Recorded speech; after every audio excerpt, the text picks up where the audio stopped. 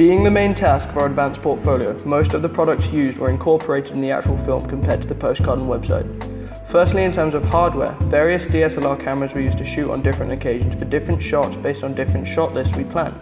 GoPro Hero 4s were used for point-of-view shots on stunts being performed inside vehicles to provide the viewer with connection to those who participate in Qatar's stunt driving culture, allowing audiences to be more sympathetic and understanding as they can picture the thrill of another perspective without having to actually engage in the dangerous activity effectively, eliminating all the risks.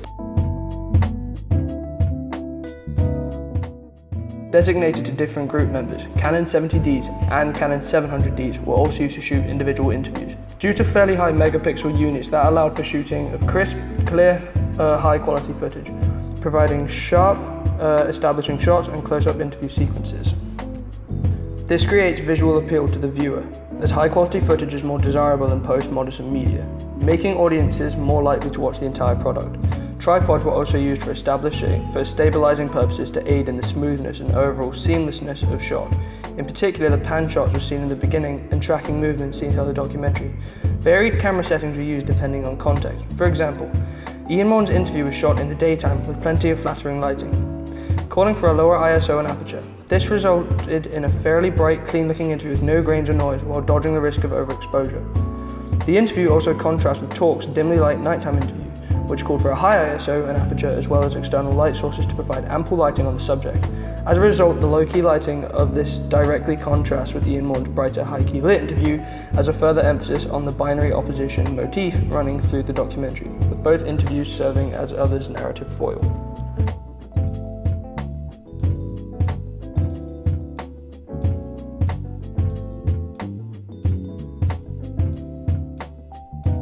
With regard to the software, mostly Photoshop and Adobe Premiere Pro were used in the making of our final film product. With the help of Adobe Premiere Pro, I was able to manipulate footage into having lower saturation and cooler color palette to create a gloomy atmosphere that reflects the graveness of reckless driving. I also had to deliberately time the soundtrack with the shots to create a more purposeful, nuanced product with an emphasis of blending of different areas of media.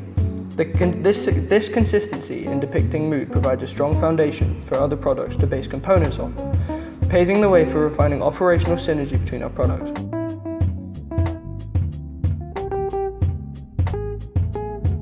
Whether it's audio or podcasts or websites, Photoshop was used for creating the production company's logo and the film's title, to which we're very careful to synchronize font types and sizes, color schemes, spacing to further maintain the branding between our products.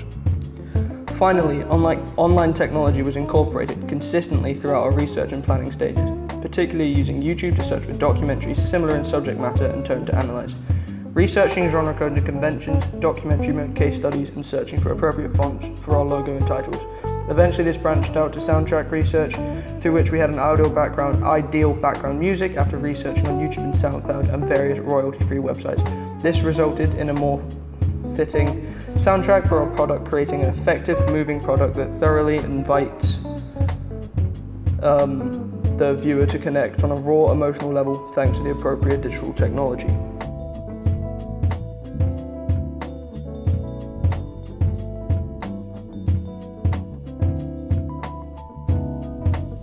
In the process of making the final postcard, heavy digital editing was incorporated as well as long and varied photo shoots at different times of the day. I used different props in a variety of viewpoints, angles, and perspectives to master the composition and create an overall effective product that reflects the tone and mood of our short film documentary. For the photo shoot, I used a variety of camera settings to create an ideal postcard. I finally narrowed the pictures down to the set of images taken at dusk, calling for a high ISO and a high aperture. This created a moody atmosphere in the images that closely resembled the tone of the documentary. The postcard is an establishing product of sorts as it introduces first-time viewers to the concept of the film on a subliminal personal level. We attempted to use this to our advantage to use subtle, abstracted narrative devices, for example, foreshadowing the documentary's disapproving focal point on the effect of excessive wealth and overindulgence through the main prop, which is seen as a luxurious high-end 4x4. This serves as a representative symbol of the dangerous mix of material Wealth and a lack of stimulation, cited as the root cause of reckless driving in Qatar.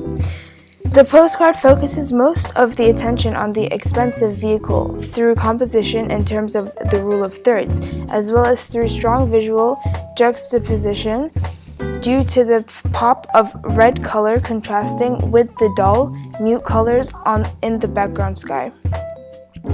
I edited the background to have less saturated coloring in Photoshop to forcefully emphasize the car as much as possible. This draws the viewer's eye to the vehicle, forcing them to think whether it serves as a symbolic component or not, whether further entices them to watch the film. Moreover, the low-key lighting and cool-toned coloring matches that of documentary, ensuring our products synergistically complement each other and strengthening the brand across all media areas. The reason mostly Photoshop was used for the editing stage was due to the variety of options for all skill levels. This includes layering different images over each other and blending them with other frames, text, etc., as well as masking away inappropriate components like the number plate and so on. After several sessions of editing, 3 different prototypes were created in order to choose our final outcome. We decided on a postcard based on its accurate depiction of mood in relation to the documentary, how it reinforces branding, and how it follows conventions. The final prototype was uploaded to Google Drive for group collaboration and commenting on any needed refinements.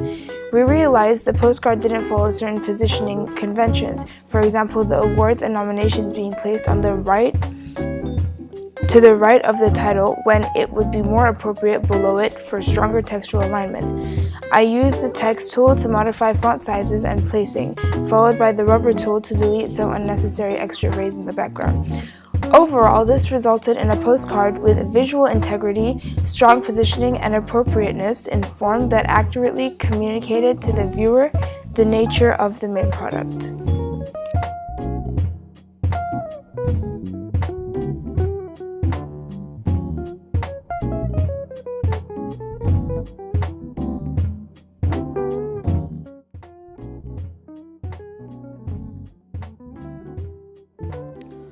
As one of the secondary tasks of our advanced portfolio, creating a website was a careful and methodical process to ensure an effective sense of branding across our productions and to create a natural synergy with the other products. We had to match the website to the postcard and documentary on all levels, including font types, font sizes, spacing, logo design, color scheme, layout, and last but not least, the mood conveyed. This enlisted a lot of deliberation when it came to designing decisions between the group members, as we had to ensure that every decision, big or small, not only upheld the synergy between the film, website, and postcard, but also conveyed the appropriate mood. More specifically, a gloomy mood that conveys a sense of urgency and reflects the disapproving, critical tone of our documentary. Creating a website, however, required the consideration of more than just visual synergy, as websites combine graphic visuals and information. Websites seek to provide both information and entertainment, a gap I found surprisingly difficult to bridge.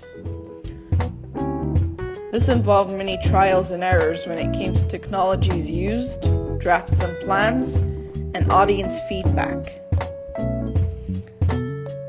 SlideShare and Google Docs are platforms for the public sharing of information and material, which is why they were so integral in the planning stage of the website process.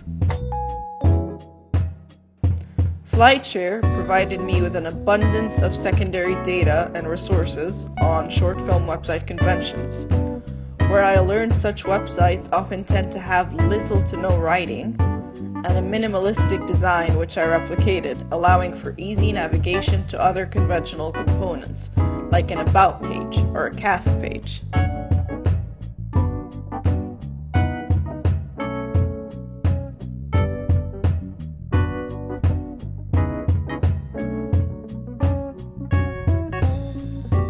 Docs remains as the primary form of online technology for me to gather the secondary data I find, as it allows fast and easy collaboration with my peers, among other digital technologies.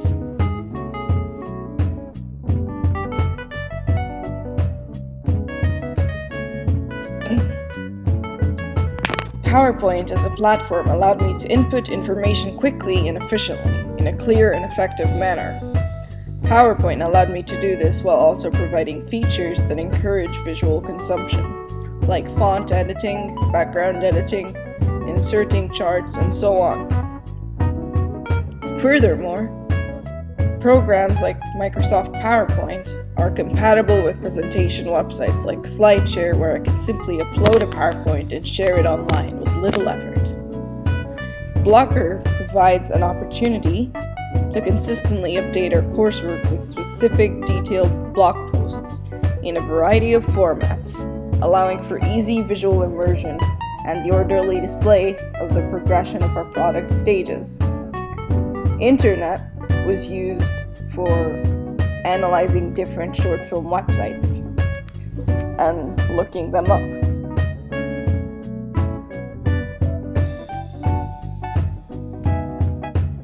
Search engines on the internet were used for searching for different short film websites and analyzing them in terms of layouts, navigation, interactiveness, color scheme, and design. A process of researching that indicated that most short film websites tend to display the full short film on the homepage or easy access, with very little writing to avoid distracting the viewer from the product.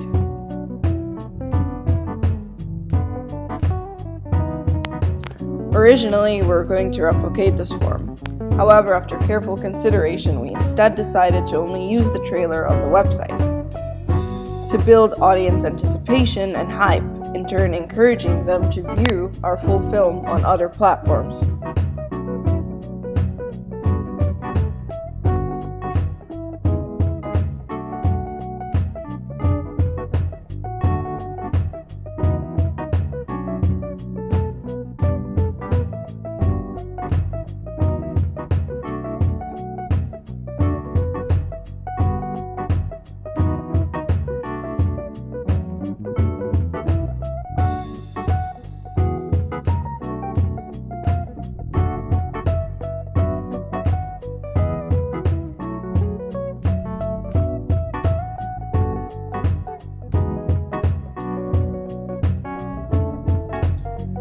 For the actual implementation of the aforementioned conventions in the design stage, I used eMaze for 2 different interactive mini website renditions and prototypes.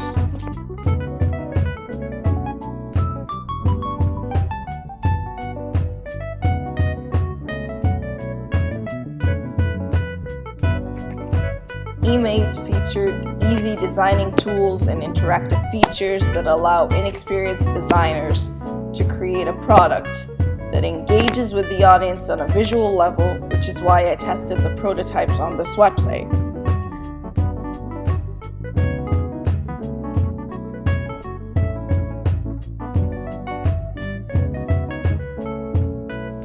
eMaze is a quintessential example of Web 2.0, as it encourages audience participation and engagement, at times even providing opportunities for user-generated content. This flowed well in terms of synergy, as our other products also directly engage with the audience by a call to action, further emphasizing the focus on active consumption of our products.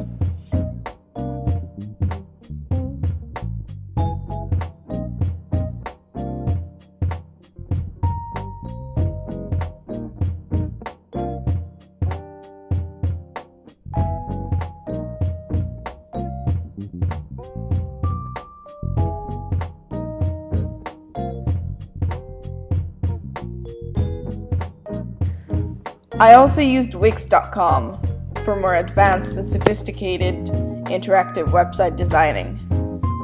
I browsed through different templates on the advanced interactive mode before deciding the designs did not coordinate with our other products very well.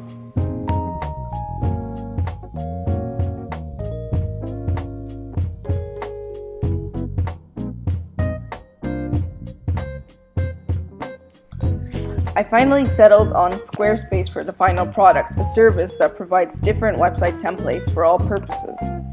I admired the minimalistic designs of the service as it forms a cohesive, synergic bond with the documentary and the postcard. Squarespace gave me a variety of options when it came to website design and editing, including the input of original social network links and favicons for our production company's logo. The varied features also allow for matching the font type of our documentary, as well as size, spacing, and so on. The layout of our website is overall simplistic, with an emphasis on panel-wide images that incorporate parallax scrolling. Squarespace provides features that allow our product to encourage user-generated content, as seen in the Contact Us page, where viewers can send us fan mail, fan art, collaboration requests, and more. This includes a news layout that provides audiences with an up-to-date recounting of events that led up to the product, as well as screening dates for the product, encouraging audience involvement. Moreover, Squarespace also provides counter visuals that show audience statistics, whether monthly or daily or even yearly. Overall, technology allowed me to create a smooth, sleek product that supports the overall cohesiveness and synergy between our products, something I likely wouldn't have achieved without online technology.